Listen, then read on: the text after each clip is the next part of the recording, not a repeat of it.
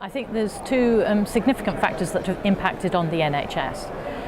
The first one is that the impact of the recession.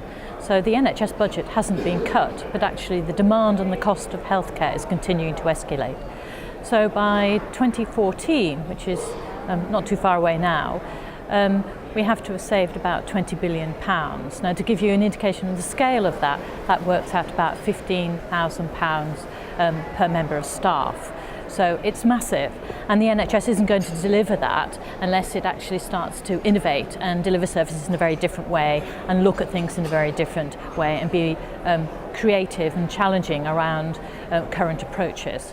So that's the first aspect of it. And the second aspect of it is, as of April this year, due to a change in government direction and policy, we've had a massive restructuring of the NHS. And so there's been an abolition of primary care trusts who used to commission healthcare.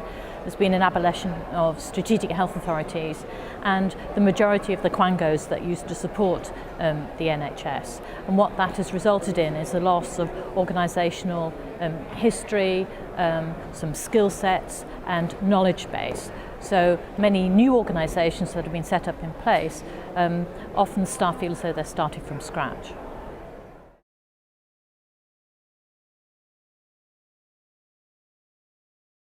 I'll respond in two parts because it relates to the answer I gave before.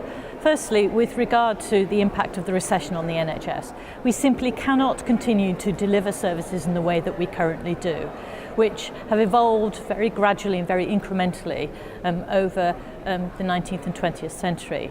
We've got to radically deliver services in a different way, and that requires innovation. Now, innovation is often associated with pieces of kit. In actual fact, clearly technology is absolutely critical for the NHS, and there's a lot of engagement with that element of it. But the challenge around the NHS is often it embraces new technology but encompasses them and implements them in 19th century processes. So the innovation has got to be developed around the processes as well. Now, what that means is that people have got to have two critical skills. One is how to establish a culture for innovation and all of the key elements around that. And two, to understand the skill sets required for creativity, for designing new processes and new ways of doing things. And at the moment, that knowledge base around a culture for innovation and the skill sets required around creativity, both of which can be taught, actually aren't widely known within the NHS. And I think that's a barrier for the pace at which we need to move at. With response to part two, with recent restructuring that we've had, the reality is the new clinical commissioning groups need considerable skills in commissioning services, and so they need support in developing that aspect of it. There's been a loss of people with knowledge base around delivering some of these kind of requirements within the NHS. So it's supporting the clinical commissioning groups, including GPs whose background is clinical, and therefore this is a whole new mindset for them, and having different kinds of conversations. And the different kinds of conversations, to my mind, relates to the skill set around productive partnering.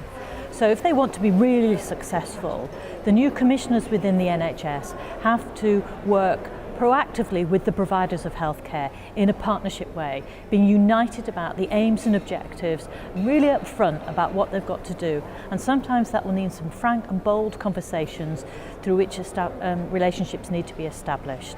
So productive partnering is another skill set that clinical commissioning groups need to establish.